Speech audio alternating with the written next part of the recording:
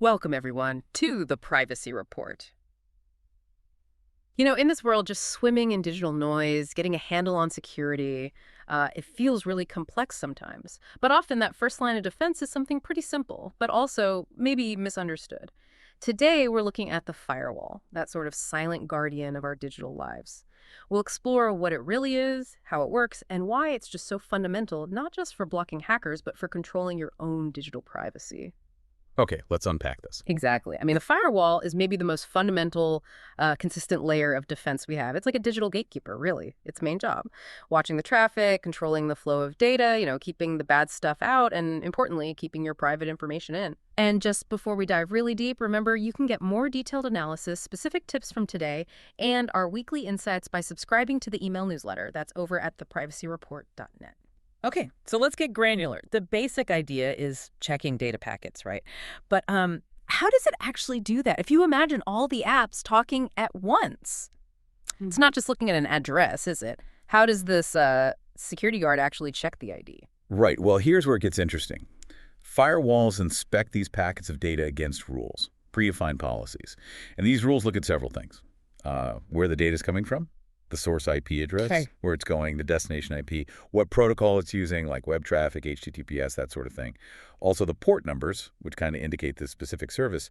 And crucially, the direction is it coming in or trying to go out. And based on those checks. Based on the rules, the actions, it's usually pretty simple. Allow it, block it, or maybe just log it for review. And honestly, even a basic setup offers really powerful protection for everyday users. It's not something to overlook. That makes sense. So it's not just one thing, then. There are different kinds of firewalls operating at different places. Exactly. Think of it like layers of security. You've got firewalls right on your device and maybe at your router, and even bigger ones for networks. What's fascinating here is really the difference in scope and what each type is best at controlling. Okay, let's break that down. Start with the closest one, the local or host-based firewall, like the one built into Windows or Mac OS. Seems like that gives you the most direct control over your own machine. It does. That's its strength. Individual control. And for privacy, this is where you can get really specific, right? Like allowing your browser to connect, but telling, I don't know, some background update app to stay quiet. Precisely. App-level permissions. That's the key advantage there. You're controlling the software on the machine. Okay, so layer one is the device itself. What about the next step out? The router. Right, the router or network-level firewall. This is usually built into your home or office router. It's filtering traffic before it even reaches your computer or phone.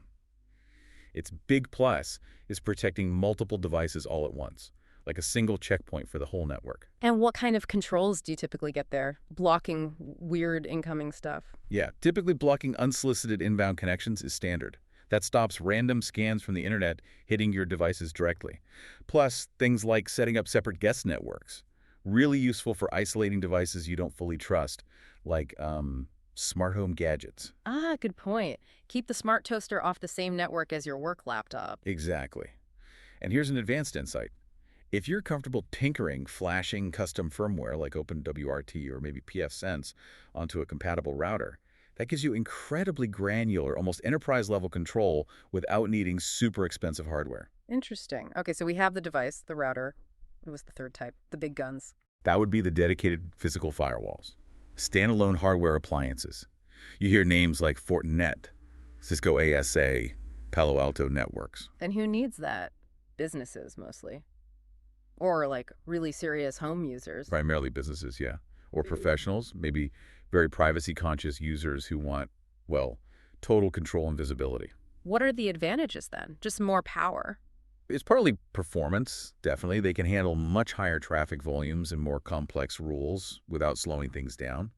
But it's also about centralized management for complex networks, advanced policy options, often integrating other security features too, like intrusion prevention. Got it. So different layers for different needs and levels of control. Makes sense. Now, this brings us to something really critical, especially for privacy today, the difference between inbound and outbound control. Okay, explain that. Inbound is stuff trying to get in. Correct. Inbound filtering is focused on blocking external attacks, things trying to reach into your network from the outside. That's what most people think of when they hear firewall. Right, keeping the bad guys out. But outbound is the opposite.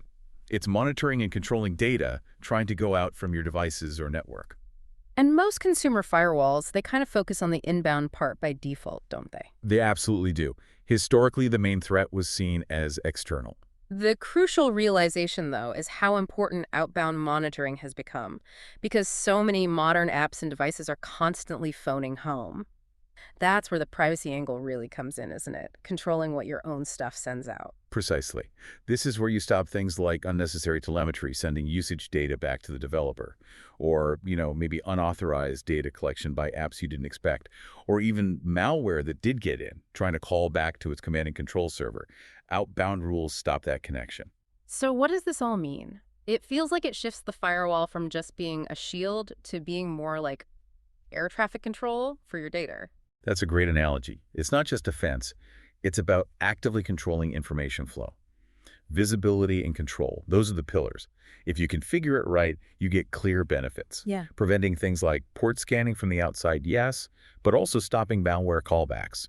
And crucially, preventing your smart TV or other IoT devices from just sharing data without your okay. Okay, that's a really powerful way to think about it. So for listeners wanting to, take action, what are the practical first steps? Do they need to rush out and buy a big Fortinet box? Uh-huh. Probably not for most people. The built-in tools, if configured properly, offer solid protection. So step one. First, just make sure your system firewall is actually enabled. Yeah. Windows, macOS, Linux, they all have one. Don't assume it's on and working optimally. Good point. Check the settings. What else? Second, log into your router. Poke around in the admin settings. Look specifically for firewall options. Is it enabled? Are there any outbound filtering options you can explore? Okay, check the router. Anything else? Yes, enable logging if you can, both on your system firewall and potentially your router. Periodically look at those logs. See what's being blocked, what connections are being attempted. That visibility is gold. So enable it, check it, log it. And you're saying you don't necessarily need enterprise gear for good protection? Not at all. Start with what you have. Configure it thoughtfully. Especially focus on that outbound aspect we discussed. Deny by default, if possible. Right, the principle of least privilege. Only allow what's absolutely necessary. Exactly. That shift alone makes a huge difference. But this raises an important question. If the firewall is like the lock on your front door, blocking intruders, how often do you actually check if that lock is, well, truly secure? Or is it just looking like it's locked? And maybe more pointedly, how much unseen, maybe unauthorized outbound data flow are you passively permitting right now? What could you stop with just a simple rule change you haven't made yet? That is definitely something to think about. How much are we letting slip out unnoticed? Well, thank you for tuning into this installment of the Privacy Report. We hope this gives you a clearer picture of how firewalls work and how you can use them better. Please do like, subscribe, and share this with anyone you think might benefit from taking a closer look at their digital defenses. And finally, just for full transparency, this episode was created with the assistance of AI.